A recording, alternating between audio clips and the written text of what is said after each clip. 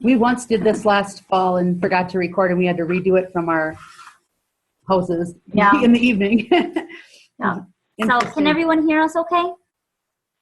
Just if you can hear us, you can just kind of nod, or you can just chat back to us and say, hey, we can hear you. We're good to go.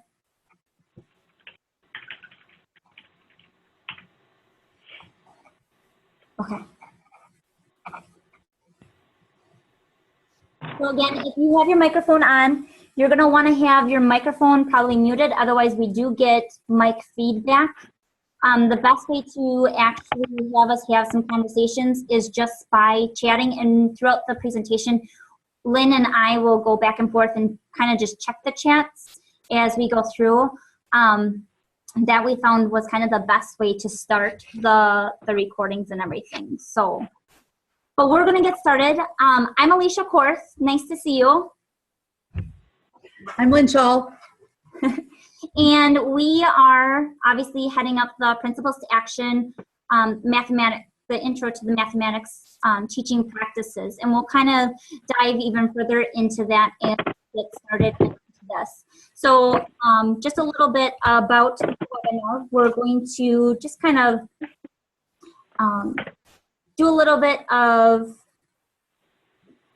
introductions of ourselves first. Like I said, I'm Alicia Korth. I currently teach first grade here in New London, Wisconsin. I've been here for the past 3 years. I also have taught in Watoma, where I taught first grade there. And then I also taught in the school district of Shawano, where I taught first grade, and then also at-risk K through 4. A little bit about myself. I went to St. Norbert for my bachelor's degree, and then I went back to UW Stevens Point for my master's, where I also got license for reading as well. I also have a math minor with my bachelor's and stuff. So where She's a math major, not a minor. No, I know, because it's a little different from St. Norbert. That I can teach up into 9th grade algebra and stuff. So that's a little bit with me. I do work with WISME. That is a statewide initiative through the Brook Hill Foundation, where we travel throughout the state of Wisconsin and do professional developments K through high school. Also, you'll probably hear me talk a little bit with some of my examples about my family. I have 3 boys at home, so I get to work with some of the math practices we'll talk about with them. Okay, and I'm Lynn Shaw. I've been teaching for 23 years. Prior to this year, the last 17 of them were in Bonduelle at the Bonduelle Middle School. I switched from Bonduelle to New London at the beginning of this last school year. I think we all know that we are in a different age, and bouncing around has become so much easier now. I went to UW-Whitewater, where I received my bachelor's degree, and I have a minor in mathematics. I then went to Viterbo and received my first master's in 2006, and I'm currently working on a second master's in math intervention at UW-Oshkosh. I also, as well as Alicia, we are both affiliated with WISME. We actually came in at the same time, and we're trained at the same time. So I am certified to teach the modules at the middle school level. And I teach and have taught most of my career 7th grade, although I have done 8th grade as well, 8th grade math as well. So we are really happy to have you here and are excited to present some of the things that we think will be very, very beneficial for you in your classroom. Absolutely.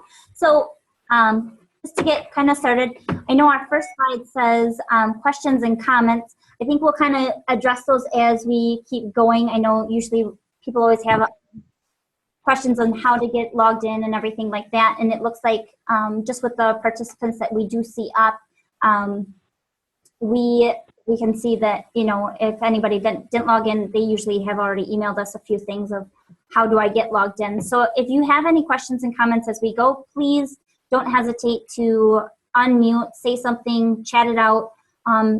And that's what we're here for, you know, to help you get the most out of this presentation as well. So to kind of get us started, we want to get you familiar with the chat that's in Zoom. So we want to post this question: what's the funniest comment a student has made in your math class? So if you wouldn't mind chatting that out right now, what's the funniest comment a student has made in your math class?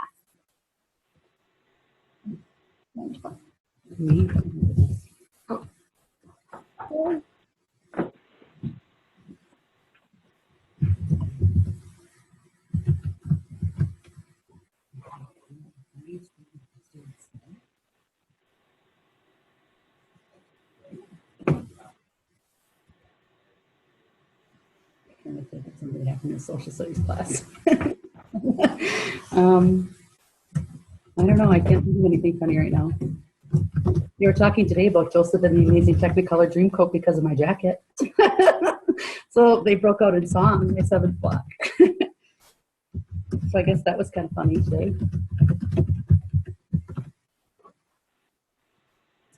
And mind you, like I have the young kids, so usually that's why I always get the blank stares, and the kids are like, "Oh, that's how that works." So I always love them. That's okay. I have funny stories from when I was when I first started substitute teaching. There's some really funny stories that I could tell, but really it had nothing to do with math. Did anyone else have any comments to share?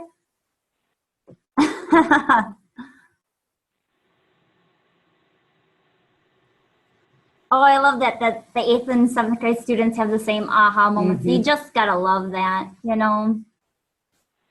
And also, like, I really have to think, yep, that's usually what we always come up with as well. So thank you for your shares. We're gonna kind of just keep going along. The whole background of this webinar, we're going to spend about 45 minutes going through the slide presentations, giving you different tasks, telling you a little bit about the book. If you didn't read ahead of time, don't worry about it at all. We don't start this presentation expecting anybody to have come in already reading the pages. We'll give you a little bit of an assignment at the end, and then you can always go on to Edmodo and then also post some other things. In the webinar, we're also going to talk about those mathematics teaching practices. Those are very different than the math practices that you will find within the Common Core, and we'll dive into that a little bit more. And then, like you said, the book study structure, we always have a 45-minute webinar. We'll record it, take about 15 minutes if there's any further discussion, questions, and then throughout the week, Lynn and I will post on Edmodo different comments, different tasks, other education links and sites that we have found beneficial. And then you are more than welcome to add to that. The more that you add and we add, the richer the discussion.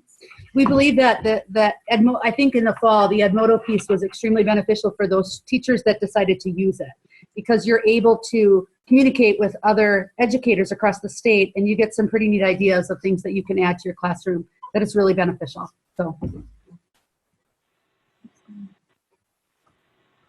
So really our series learning target is we are going to use principles to actions to support improving really mathematic programs, the effective teaching strategies, and then really what does it look like if our students are effectively learning, and especially in the middle and high school levels. That's where we're targeting in this webinar.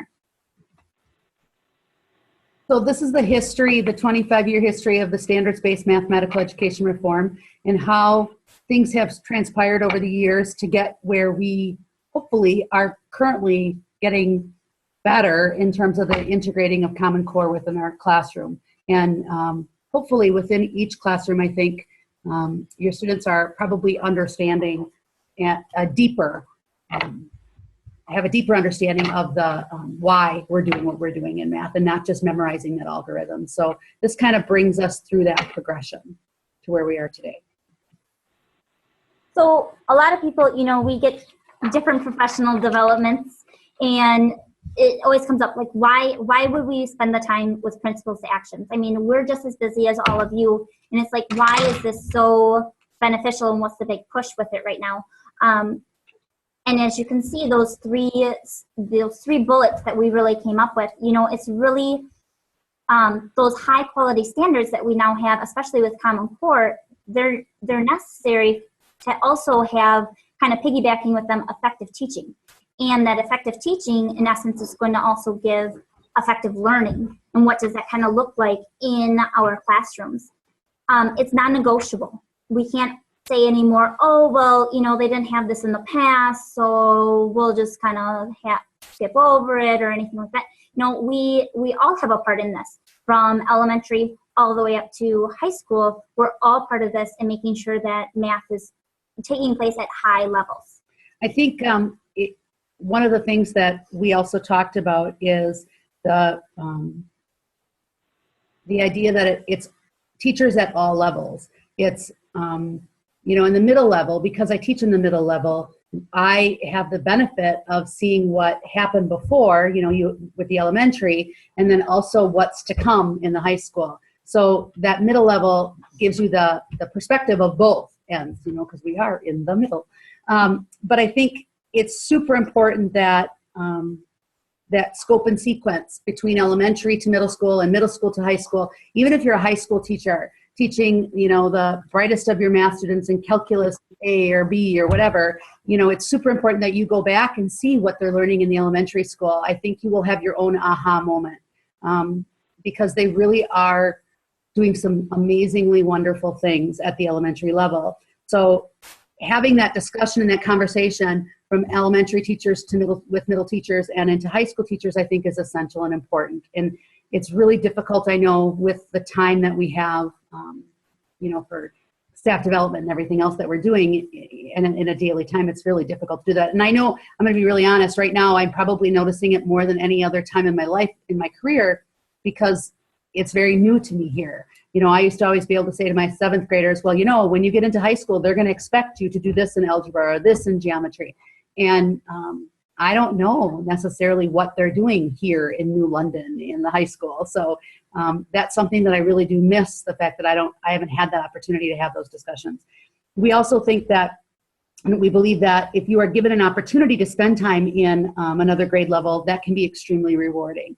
In the fall, when Alicia and I met to plan out the first webinar for the elementary school, we were looking at tasks, and it was really interesting for me to see how she could take something that what I would use in a task in a 6th or a 7th grade math class, and she would manipulate that task to have it to work in her 1st grade classroom. And I was like, oh my gosh, that, you know, it's really unbelievably amazing for you as a math teacher to really see what they're coming with. It's very, very beneficial. So, and also, you know, professional development, especially with Principles to Action, it's not just for us educators. This is for everybody. Math coaches, principals, administration. We all have a task and a hand in it. So, you know, if somebody's saying, well, this is really a professional development just for teachers, no, it's professional development for everybody, because we all have a stake in effective mathematic teaching. Okay, so Principles to Action. What is Principles to Action? The primary purpose of Principles to Action is to fill, I gotta look at my sheet because it's kind of cut off by our vision there, is to fill this gap between the developmental and adoption of the Common Core math standards and other standards, and the enactment of practices, policies, programs, and actions required for their widespread and successful implementation. That is a mouthful. You know, I think my first experience with Principles to Action was, oh my goodness, probably 3 years ago, maybe even. And I read it, and I used to work with in Bondwell with the teachers, all the math teachers K-12. And when I read it, I thought, wow, there's some really good, the teaching part, the teacher part, there's some really good things that we were doing in Bondwell, and there are some areas that we could improve upon. And I think that this allows you to have that reflection as to why we're doing it, and kind of brings you back to the why we as educators are doing what we're doing. And it kind of just reinforces what you are doing and maybe giving you some direction as to what you can do to better improve things in your classroom. So that's my take on why we're doing what we're doing. In Principles to Actions, they will have these guiding principles that you'll see in the first part of your reading. And as you can see, there's those 6 principles, if you will. The part that we boxed in is that's the elements that you really need for that effective math program. You know, a lot of people want the programs that are going to be the tell-all, give-all, but really what you have to look for is, are these other 5 areas within that, are those being taken care of to help really guide that effective math teaching within the district that you're in and the teaching that you're doing? You may have, you're going to find too, and we are all under different, you know, I'm not sure, I don't even have a list yet today of who's all with us, or who's signed up for this meeting or webinar. But I think that across the state, we're all under budget constraints and requirements that you have to do in your classroom. So 2 through 6 have some effect to a degree, but there are but these are essential elements of a math program. But you have to also sometimes look at those outside factors that are going to affect what's going on in your classroom. You know, district requirements that you might have within your district. Again, I am experiencing that being new to New London. And also budget constraints that you might have. You know, if you have a school district that's, you know, financially struggling a little bit, which a lot of them are, that may also come into play. That's why this is kind of a neat opportunity, because it gives you, at a reasonable rate, some nice staff development, hopefully. So. Number 1 is really what we're going to focus on. That's why we put it in red. That's essentially us as educators. That's what we have control over. And that's where we're really going to hone in on to kind of help with some more effective teaching and other tasks that could be used for that. So again, here's our teaching and learning principles. So of the excellent math programs, we really honed in on the parts that are underlined. You know, that the effective programs that we're using, they also have individual, but also those collaborative experiences. In the past, you know, when I went to high school, it was all, here's your problems, here's what you're going to do, you're going to turn it in. There was no collaboration within groups. There was no talking with other peers. There was no talking in a group and saying, how did you solve this problem? Does anybody else have a different solution? So really, we want to get that collaboration. That's a key part that sometimes I know in the past, when I first started teaching, wasn't always necessarily there. And now my students do a lot of, they're going to share out how they got it. And then somebody else is going to say, no, I didn't get it that way. I actually tried this. And then we have this great discussion of why both of those kind of work. And this then promotes the ability to get those different math ideas and also your students to reason mathematically. Yeah, I think, you know, I completely agree with Alicia. I think things have really changed. Things have changed. I mean, I've been teaching a lot longer than she's been teaching. So, you know, I think of when I first started teaching, and even, gosh, 10 years ago, and the way that I taught 10 years ago and the way that I teach today is very different.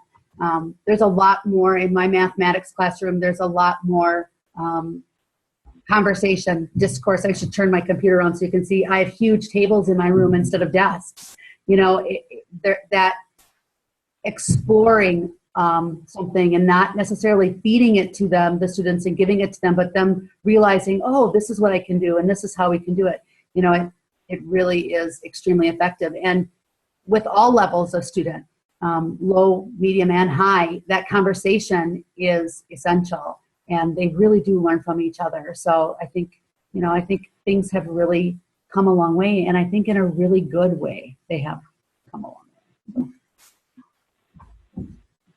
Well, we know it's the end of the day, and we know that you've been teaching all day throughout the day, and it's been a tantalizing Tuesday, let me tell you. In elementary, middle school too. It's been awesome today. So we want you to kind of think for a moment the best math lesson that you've ever taught. And in our chat again, we want you to put out what made it good, what made it one of the best moments, what makes it memorable to you or even your students. What were your students doing? How did you get the showing of a result, and how was that explained out? And let's do that out in a chat just to kind of get us with some other ideas of what other people are doing. So what's your most memorable math lesson?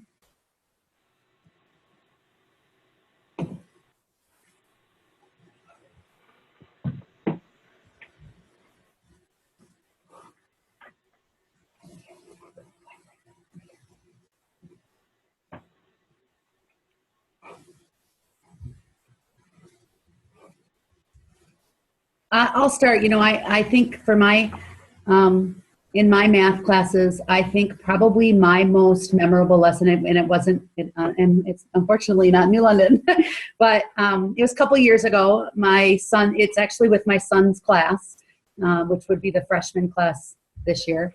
And when they were in 7th grade, it was interesting because I really teach about multiple representations, and we do something through WISME that's called a Convince Me, where they have to answer a task or solve a problem and show it in multiple ways.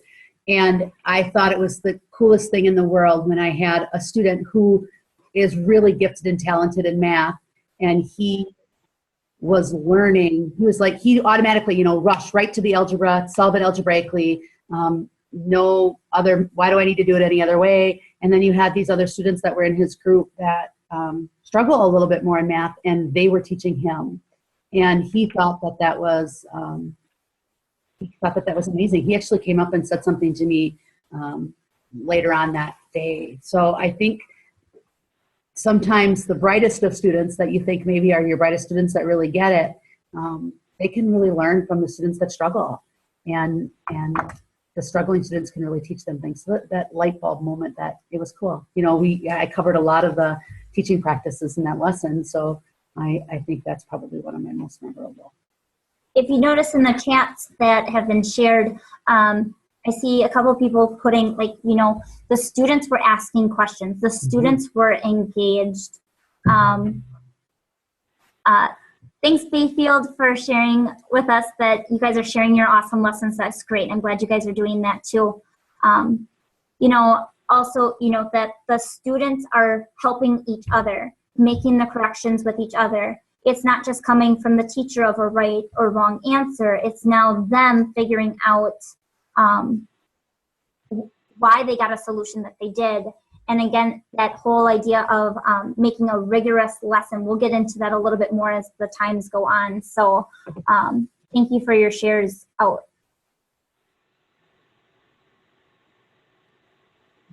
Good. Awesome. And making predictions, I saw in the last comment. So thank you. So I think those are the key things that we really kind of bring up with making a great lesson. So here is a big part in Principles to Action. This is the modes of representation. With this is when you present a problem to students, what we have found is sometimes a lot of students are just in that written symbols area. That's where they kind of sit in. Even elementary, I know a lot of people are like, well, they use manipulatives, they model with things. However, middle and high school levels all need to realize too that it's not just the written symbols, and it's not just sharing out orally, but what they need to do is we have to expose our students to each of these modes of representation. We need them to be showing pictures and using real world situations, using manipulatives, having those symbols as well, and also explaining. And once you have these different modes of representations, that's when you get that rigorous, that much more rich math lesson that's very effective.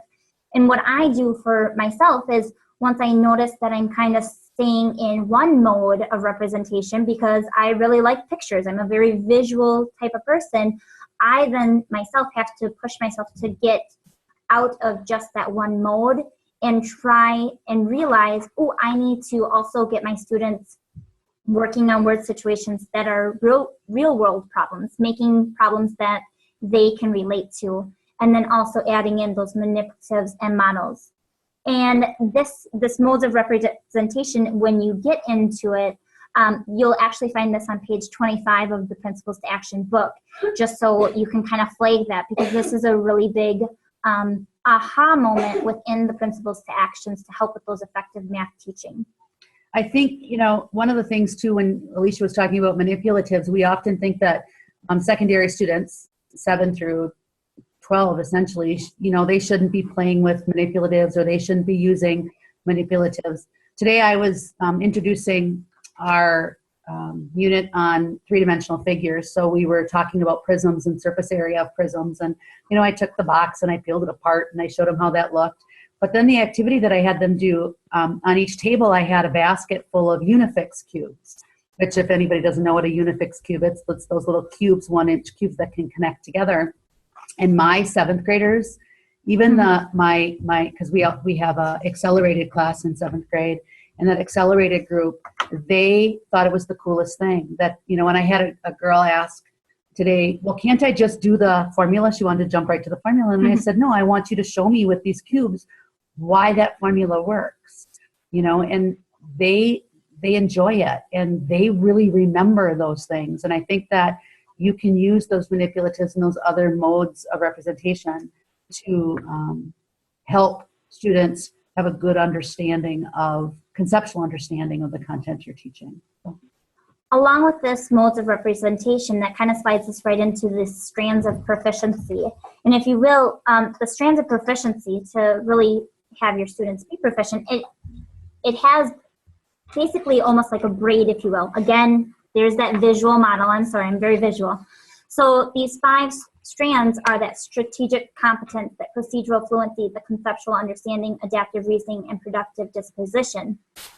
Well, if you think of these interwoven like a braid, what we've done in the United States is we've really hung ourselves on that procedural fluency. And if you pull only on one strand in a braid, it's going to fall apart. And that's where a lot of the math issues have come about, where people are like, well, why don't these kids understand this? They had these facts down before. Well, that's just what it was. It was just fluent facts that they were just memorizing. There was no conceptual understanding behind it. They weren't using that and, struggling with those numbers to actually understand what the problem was asking of them. So within this, what we really want to do is intertwine each of these 5 strands, but have them working together as a very strong braid. And that's when you get that very effective, proficient mathematical student. I think we can probably go ahead.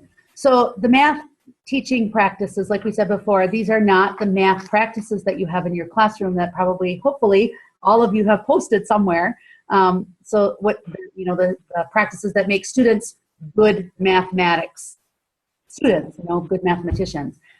These teaching practices are very different. And this visual gives us an idea of the different things that we're looking at, or we're going to look at starting next week.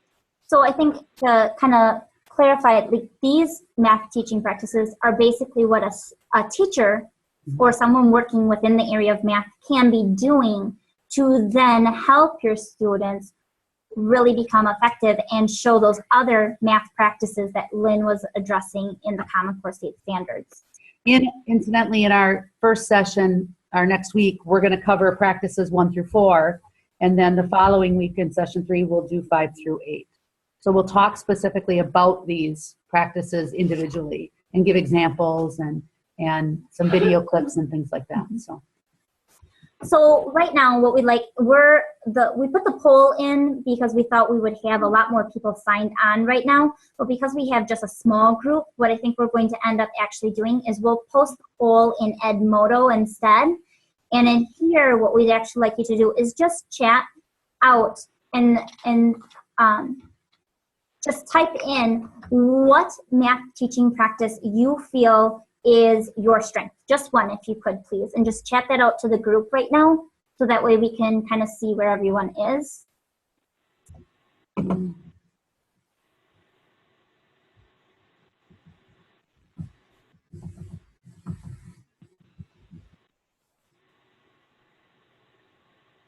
I think I'll start with mine. I think my area that I probably have my greatest strength is probably multiple representations. I do that a lot in my classroom. I have posters that the kids do, and I have a big sign on my wall that says it's the how and the why, let's justify. And if you ask any one of my 7th graders, what does that mean to justify? They'll say, we need to do it another way to make sure we did it right. So I think that's that one area that I'm pretty strong in. I think for me, it always depends on the group of students. It always depends on to what I might be teaching, and it kind of depends on the year. I can fluctuate through kind of all of these. I would say right now I'm really trying to use evidence of student thinking and having them also see what other people are thinking. That's one area that I've really been trying to work on this year, because I don't want them to just think what Mrs. Korth is thinking. I want them to realize what each other are thinking. So we have a lot of that evidence. Good. The other area that I too am working on a lot this year is that discourse, that conversation amongst the students. They don't do that, you know, and I think especially in middle level, they don't know how to, a lot of kids don't know how to have that conversation, but so, you know, I try to create opportunities for them to do that. I think what is interesting, in our poll last time, we had everybody kind of be very strong in one area within elementary. What is interesting is, I think, is everybody's has actually a couple different math teaching practices within this middle and high school grades, which is awesome to see that, you know, we kind of feel like we're hitting on a couple of those different math teaching practices. So we look at what our strength is, but then on the flip side of that, we want you to now think, you know, what is an area that you think you need a little bit more attention to? This year, what I've really been working on, I kind of actually have hit on two of these this year, is really helping my students focus on a math goal. And Lynn and I will talk more to what those goals might be in the future sessions and stuff, in session 2 actually.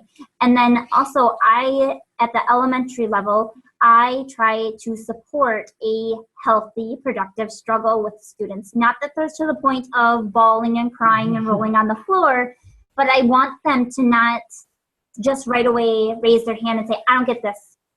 I need your help.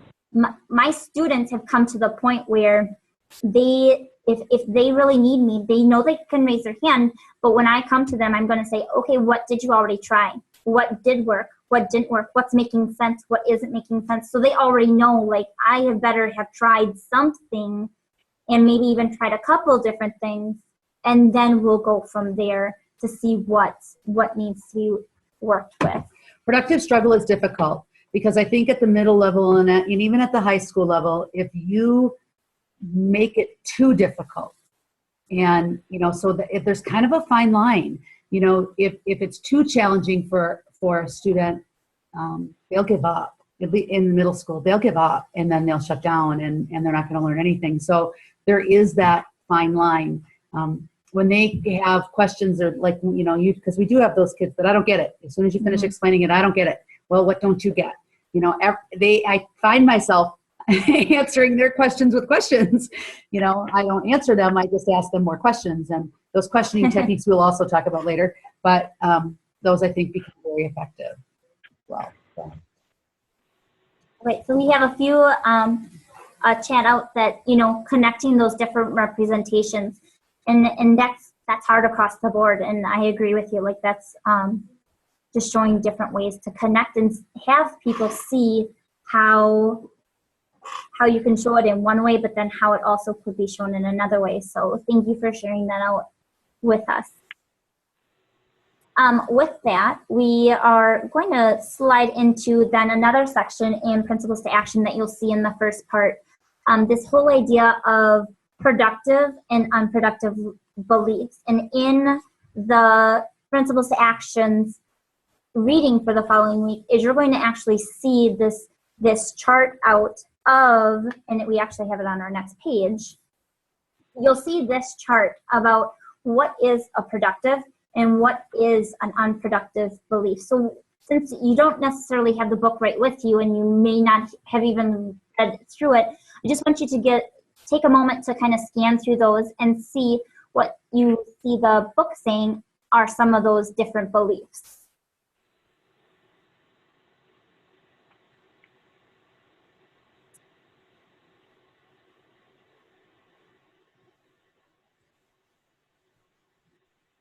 What I find really interesting is that those unproductive beliefs, those are things that I did when I first started teaching, you know, and but we didn't know any better. We didn't.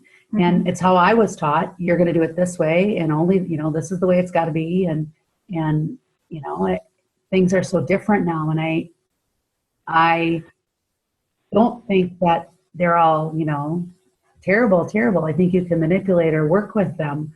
But I think productively, when you transfer those and change the way that you teach in your classroom, you're going to find that your students are going to grow, and they're going to understand more. So mathematics more. And I just think too, the whole memorization of information. When I was in high school, and even my husband, who's an engineer, he obviously had to take a lot of upper math courses, and he's like, why can't I just have the formula, have it memorized? I know how to, do those things. And now, having gone through this, now I realize, well, I can't just have an empty formula memorized if I don't know how I can apply it or why I'm applying it or anything like that. I really need to know the role of that instead of just a memorized concept. So that is something that I kind of have come to kind of realize. Within your own district, maybe in your building, or whether it is your district, do you find that your district has more productive or unproductive beliefs? If you wouldn't mind sharing that out, what do you feel? Do you find your building fitting into more productive beliefs?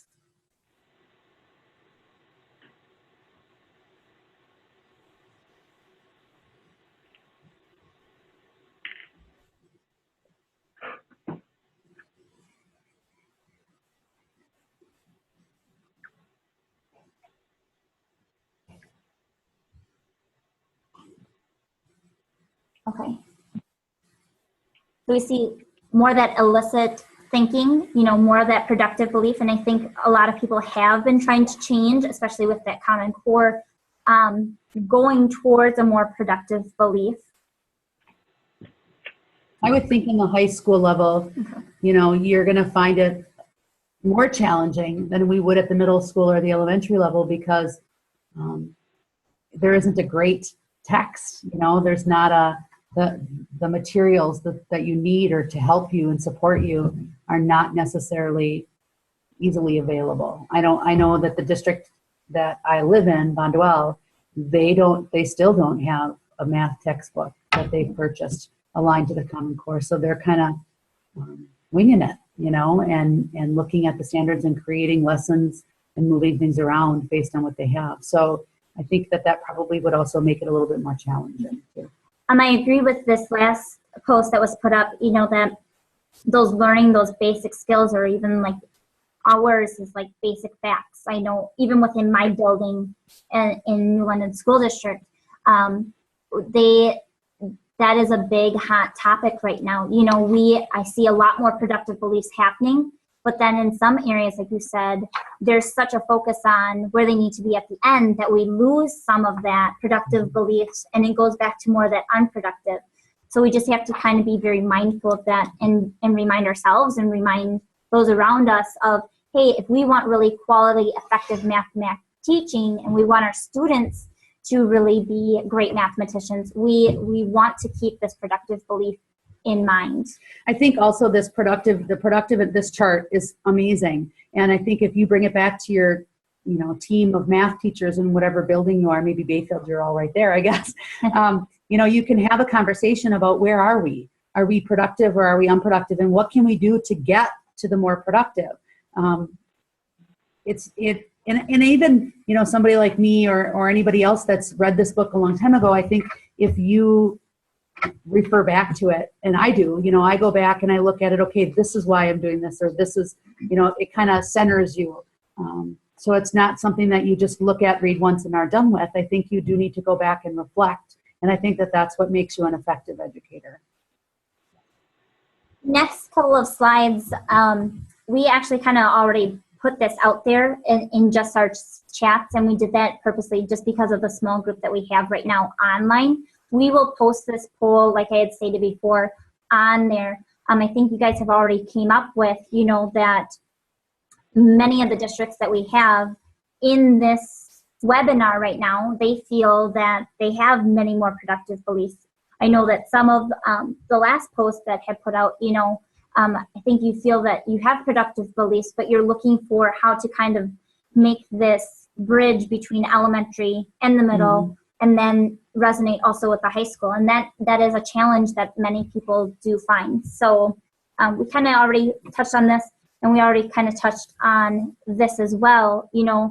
What does your district kind of then believe? Are they more that productive or unproductive within the math? We're just gonna go back through this. In this slide, we wanted to kind of think, though, not only of our district, but now think of your students. Do you think your students themselves have more productive beliefs, or do they revert back to more of those unproductive beliefs as they're learning math? If you wouldn't mind just kind of chatting out what you kind of feel about that.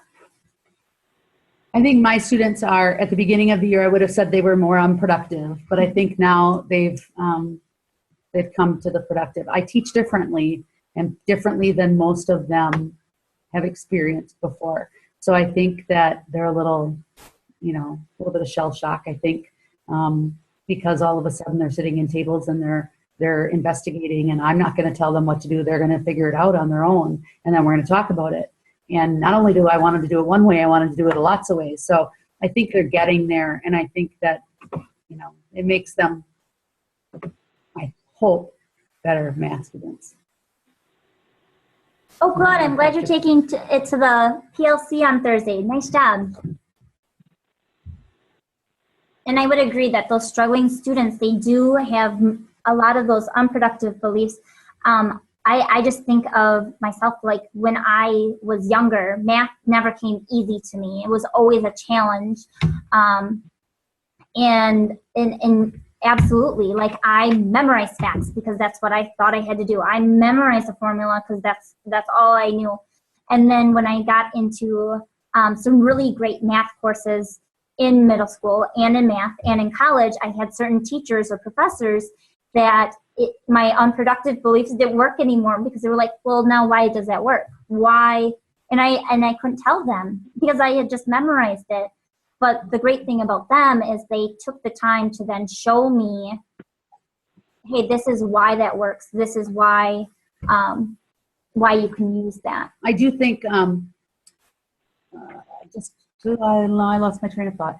That's what happens, I guess, when it's at the end of the day. You were talking about, I can't remember. It'll come back to me. I was going to say something. You had said something about your professors and your teachers and how they have changed things. And I think that can also change what we're doing, and I don't know. I can't remember. I think this is a great point to make too, as our teachers are changing with productive beliefs and our students are now, we're seeing that change too. Like Lynn had said, somebody had posted, that the parents don't necessarily have that. We actually have a math day or a math afternoon in our school just to try to help the parents kind of understand what we're doing within math, why math has changed, and why now students are expected to take more ownership of their math and not just me saying, this is how you do it, and this is why you do it, and do it. And I do, that is a struggle. It is a huge struggle to know, that there's that home piece that's hard and they want to help their child and they can't help their child. It's one of the reasons why I started videotaping my lessons, because I think then they have that always available to them, and so do the parents. I do think that there are good reasons why we do what we do. When Alicia had said she had a math day at the elementary school when I was in Bonduelle, I created a math night and had a speaker come in and talk about why we are switching our standards and what's the point of switching to the Common Core standards. And then we took it a step further and talked about how parents can help them and showed some things that the students were doing and created, like a bookmark of how I can help my child and things that they can hang on the refrigerator, places, websites they can go that we would recommend that they use. I remembered what I was going to say before. There is a video that we're going to put on Edmodo. It's an TED Talks video. And it's about a girl, named Ellie, and how she is this, really bright math student in school. She thought she was an exceptional math student. And then she realized when she went to college that she's not. She was just a really good memorizer. And I think that's what we're trying to change in our classrooms. And, we're not trying to create a classroom full of students that look at a formula and can just plunk numbers in and figure it out. We need to have them take a problem and solve it. So with that, the point of this is to really to take action as teachers of math.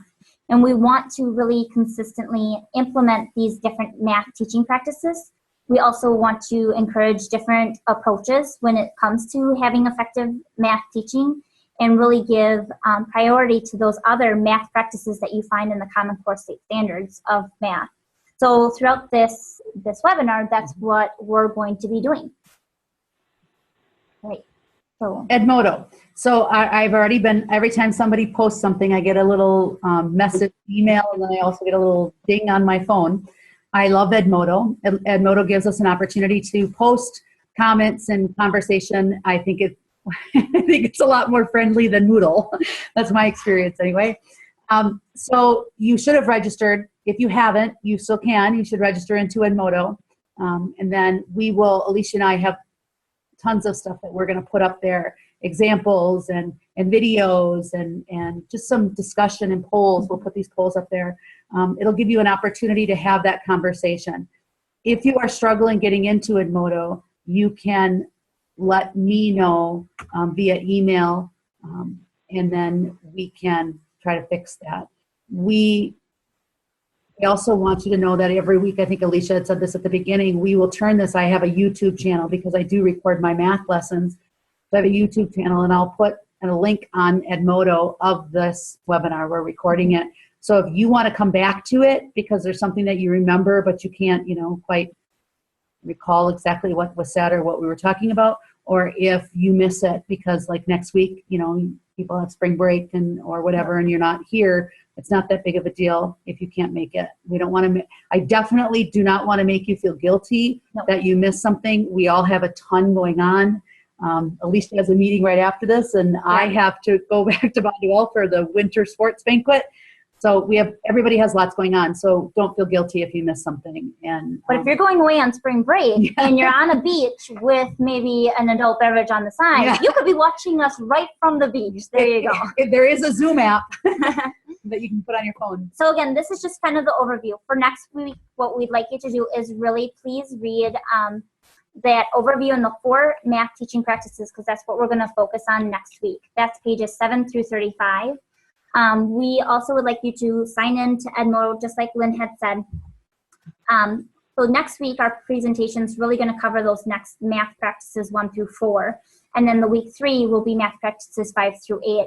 We discussed a lot of what you'll see in the beginning of this weekly reading of 7 through 35. This time goes by really fast, and there's lots of stuff that we would want to say, and there's lots of things that we would want to give you. There just isn't enough time in this hour. So, and really it amounts to about 45 minutes because we do want to allow some time for questions and things like that. So it gives you an opportunity and us an opportunity to share some things with you. Well, I know we went over just a few minutes. It always happens with, especially the first week of starting.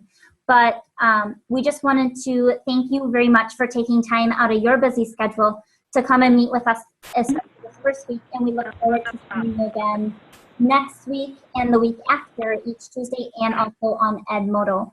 So if you could, if you have any questions, by all means, let us know. We'll stick around for a few more minutes. Otherwise, have a great rest of your afternoon or evening. So if you have a question, you can talk to us, or you can put it on the chat if you're more comfortable doing that. I personally am more comfortable doing that when I participate in these things.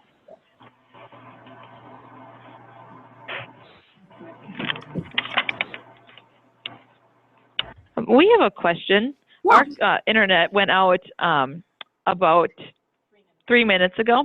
Okay. They're doing system upgrades, and we thought that they would wait until we were done, but they did not. So what are the assignments? Okay, so the assignment, I can actually even post it back up. I don't know if you can see anything, but I'm going to just read it to you.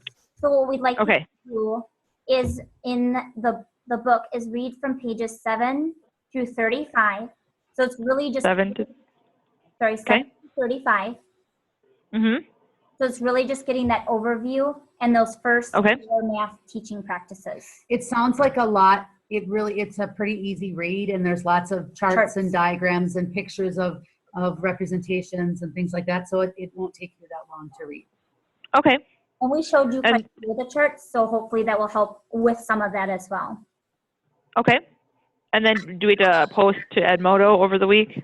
Yeah, if you can, Or, yep, if you can sign in there, kind of just post out any questions, other comments, or if you have anything else to add, we're going to add some things up actually as the week goes on. And then if you do Okay. go in there and see that, then, and if you think, oh, I have something else to share with that, or oh, I could add to that, then by all means, please do that. okay. Alrighty. And we just wanted to let you know, all of the teachers at Poinet logged on to one computer. So if you were expecting more of us, we were all just on one username. Oh, that's fine. So you're in Poinet. Yep. Do you know Jay Yes. Hauser? Do I know who? Jay Hauser? We do know Jay Hauser. He's not our principal. We're all at the high school, but he works next door. Jay Hauser Yep. was a coworker of mine for years in Bonduelle. Oh, okay. I wrote him a letter of recommendation for this job in Poinet. Oh. He's Wow. amazing. All right. Yeah. I really So like working we with will do that, and I will make sure the other two know. Okay, well, thank you so much. Thank you. Bye-bye.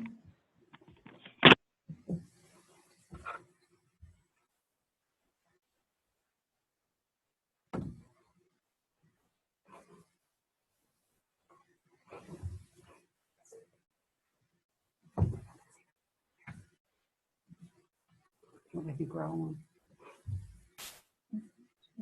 on. If nobody else has any other questions, we're going to end the meeting. Okay. I think we're good to go then. Oh, maybe not.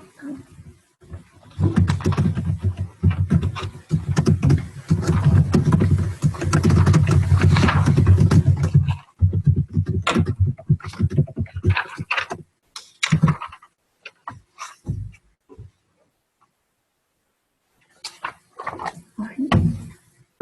Bye.